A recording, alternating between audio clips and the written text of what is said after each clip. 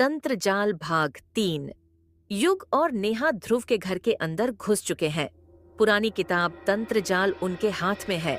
घर की दीवारों पर अजीब सी आकृतियां बनी हुई हैं, जैसे किसी ने हाल ही में कोयले या लाल मिट्टी से कुछ चिन्ह उकेरे हैं। नेहा किताब की धूल साफ करती है और पहला पन्ना खोलती है। उसमें गांव के पुराने समय की कहानी लिखी है। जिस रात गांव में पहला महासूर्य ग्रहण हुआ, उसी रात जंगल की सीमा पर एक साधु ने रहस्यमय मंत्रोच्चार किए थे। उसी के बाद से गांव में अजीब घटनाएं होने लगीं। युग किताब का दूसरा पन्ना खोलता है। वहां कुछ चित्र बने हैं, कुछ मानव आकृतियां और उनके पीछे काले धुएं जैसी परछाइयां। नेहा गहरी सांस लेती है और बोलती है, युग, लगता है यह कोई चेतावनी है। कहीं ऐसा तो नहीं कि उस साधु की शक्ति अब भी इस गांव में असर कर रही है। तभी अचानक खिड़की के बाहर तेज हवा चलने लगती है और दरवाजा जोर से भड़भड़ाता है। इसके ठीक बाद पास के कमरे से किसी के फुसफुसाने की आवाज आती है। युग और नेहा डरते डरते आवाज की तरफ बढ़ते हैं। युग का दिल बहुत जोर जोर से धड़क रहा होता है।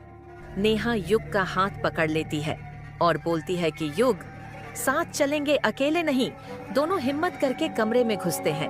अंदर ध्रुव बैठा है, मगर उसकी आंखों में अजीब सी चमक है, मानो वो कोई और ही बन गया हो। ध्रुव बड़बड़ाता है, तुम लोग चले जाओ, यहाँ से तंत्र जाल जाग चुका है। युग और नेहा हैरान रह जाते हैं। वे समझ जाते हैं कि कोई गहरा रहस्य गांव और ध्रुव पर छाया हुआ है।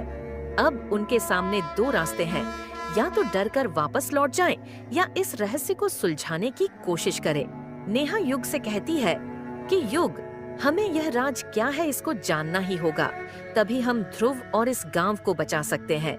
आज रात युग और नेहा का तंत्र जाल से सामना होगा या नहीं, यह जानने के लिए सुनते रहिए तंत्र जाल। और इस कहानी के अगले भाग के लिए वीडियो को लाइक करें, कमेंट करें तथा चैनल को सब्सक्राइब करें और बेल आइकन दबाना न भूलें, जिससे आपको सबसे पहले वीडियो का नोटिफिकेशन मिल जाएगा।